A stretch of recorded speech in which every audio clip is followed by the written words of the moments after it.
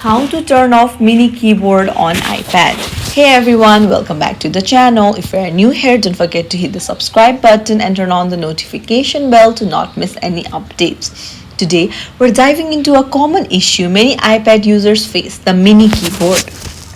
If you have accidentally activated it and prefer the full-sized layout, don't worry, I'll show you how to easily turn it off. So, first let's talk about how can the mini keyboard pop up. So first let's find the keyboard.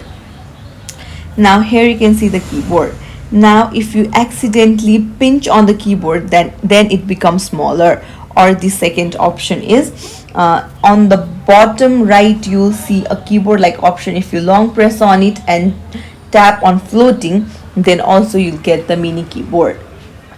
Now to come back to the original size, you just have to put your two fingers on the keyboard and then just spread it apart, and it's like zooming in on your photos.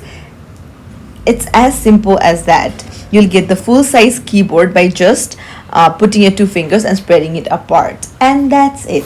If you found this tutorial helpful, don't forget to like and subscribe to our channel for more tips and tricks. Thank you for watching. See you in the next video.